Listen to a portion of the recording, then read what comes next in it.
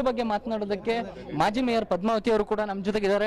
Madam, ಈಗ ರಾಮಲಿಂಗಾರೆಡ್ಡಿ ಅವರ ಪರವಾಗಿ ನೀವು ಎಲ್ಲರೂ ಕೂಡ ಕೆ.ಸಿ. ವೇಣುಗೋಪಾಲ್ ಅವ್ರ ಜೊತೆ ಮಾತನಾಡಿದಿರಿ, ಏನಂತ ಹೇಳಿದ್ದಾರೆ, ಏನ್ ಚರ್ಚೆ ನಡೀತು ಸರ್? ಈಗ ನಾವು ಮತ್ತೆ ಮಾಜಿ ಮೇಯರ್, ಪ್ರೆಸಿಡೆಂಟ್ ಮೇಯರ್ ಇರ್ತಕ್ಕಂಥವ್ರು ಮತ್ತು ಎಲ್ಲಾ ಘಟಕಗಳ ಅಧ್ಯಕ್ಷರುಗಳು ನಾವೆಲ್ಲರೂ ಕೂಡ ಬಂದು ಒಂದು ಮನವಿಯನ್ನ ಎಐಸಿಸಿ ಜನರಲ್ ಸೆಕ್ರೆಟರಿ ಆದ ಸನ್ಮಾನ್ಯ ಶ್ರೀ ಕೆ.ಸಿ. ವೇಣುಗೋಪಾಲ್ ಅವರ ಬಳಿ ಬಂದಿದ್ವಿ.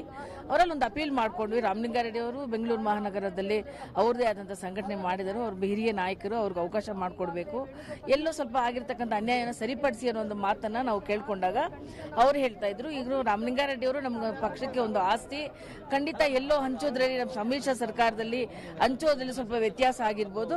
ಲೋಕಸಭಾ ಚುನಾವಣೆ ಆದ ನಂತರ ಅದನ್ನೆಲ್ಲ ಸರಿಪಡಿಸ್ತೀವಿ, ಮುಂದೆ ಲೋಕಸಭಾ ಚುನಾವಣೆಗೆ ನೀವೆಲ್ಲ ತಯಾರಾಗಿ ಅನ್ನೋ ಮಾತನ್ನ ಹೇಳಿದ್ರು. ಆದ್ರೆ ಈಗ ಅವರ ಮಾತುಗಳು ನಿಮಗೆ ಸಮಾಧಾನ ತಂದಿದೆ? ಯಾಕೆಂದ್ರೆ ಸತತವಾದ ಹೋರಾಟವನ್ನ ಮಾಡ್ತಾ ಇದ್ದೀರಿ. ಪಾರ್ಟಿ ನಾವೆಲ್ಲ ಶಿಸ್ತಿನ ಸಿಪಾಯಿಗಳು. ಪಾರ್ಟಿ ಒಂದು ಪ್ರಮುಖರು, ಒಬ್ಬ ಹೈಕಮಾಂಡ್ ಆದೇಶ ಮಾಡಿದ್ಮೇಲೆ ನಾವೆಲ್ಲ ಕೂಡ ಆದೇಶಕ್ಕೆ ತಲೆ ಬಾಗಿ ಕೆಲಸ ಮಾಡಬೇಕಾಗಿ ಬರುತ್ತೆ. ಅದು ನನ್ನ ಅಭಿಪ್ರಾಯ. ಹಾಗಿದ್ರೆ ರಾಜೀನಾಮೆ ಕೊಡ್ತೀವಿ ಅನ್ನುವಂತ ಮಾತುಗಳು ಕೂಡ ನಿನ್ನೆ ಆ ಬಗ್ಗೆ ಚರ್ಚೆ ನಡೆದಿತ್ತು. ಆ ತೀರ್ಮಾನ ಏನಾಯ್ತು? ಎಲ್ಲೂ ಕೂಡ ಯಾರು ಕಾರ್ಪೊರೇಟರ್ಗಳು ರಾಜೀನಾಮೆ ಕೊಡ್ತೀನಿ ಅನ್ನೋ ಮಾತನ್ನ ಯಾರು ಕೂಡ ಹೇಳಿಲ್ಲ. ಎಲ್ಲರೂ ಕೂಡ ರಾಮಲಿಂಗಾರೆಡ್ಡಿ ಅವ್ರ ಬಗ್ಗೆ ಬಹಳಷ್ಟು ಅಭಿಮಾನ ಇರ್ತಕ್ಕಂಥವ್ರು. ಡಿ.ಕೆ. ಶಿವಕುಮಾರ್ ಸಾಹೇಬರು ಹೇಗೆ ತಳಮಟ್ಟದ ಕಾರ್ಯಕರ್ತನ ಗುರುತಿಸ್ತಾರೋ ಅದೇ ರೀತಿ ರಾಮಲಿಂಗಾರೆಡ್ಡಿ ಸಾಹೇಬರು ಕೂಡ ತಳಮಟ್ಟದ ಕಾರ್ಯಕರ್ತನ ಗುರುತಿಸುವಂತ ಒಬ್ಬ ಪ್ರಮುಖ ನಾಯಕರೆಲ್ಲ ಅವರು ಕೂಡ ಒಬ್ರು ಇದ್ದಾರೆ. ಹಾಗಾಗಿ ಅವ್ರಿಗೆ ಅನ್ಯಾಯ ಆಗಿದೆ, ಅದನ್ನ ಸರಿಪಡಿಸಿ ಅಂತ ಹೇಳಿ ಒಂದು ಮಾತನ್ನ ನಾವು ಮನವಿ ಮಾಡ್ಕೊಂಡ್ವಿ. ಖಂಡಿತ ಮುಂದಿನ ದಿನದಲ್ಲೇ ಸರಿಪಡಿಸೋಣ ಅನ್ನೋ ಮಾತನ್ನ ಭರವಸೆಯನ್ನು ಕೊಟ್ಟಿದ್ದಾರೆ.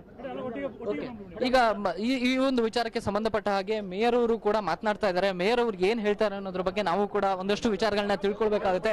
ಯಾಕೆಂದ್ರೆ ಸದ್ಯದ ಪರಿಸ್ಥಿತಿಯಲ್ಲಿ ರಾಮಲಿಂಗಾರೆಡ್ಡಿ ಅವರ ಪರವಾಗಿ ಬ್ಯಾಟಿಂಗ್ ಬೀಸಿರುವಂತಹ ಕಾರ್ಪೊರೇಟರ್ಗಳಿರ್ಬೋದು, ಮೇಯರ್ಗಳಿರ್ಬೋದು, ಎಲ್ಲರೂ ಕೂಡ ಇದೀಗ ಸದ್ಯ ಬಂದು ವೇಣುಗೋಪಾಲ್ ಅವರನ್ನ ಭೇಟಿಯಾಗಿದ್ದಾರೆ.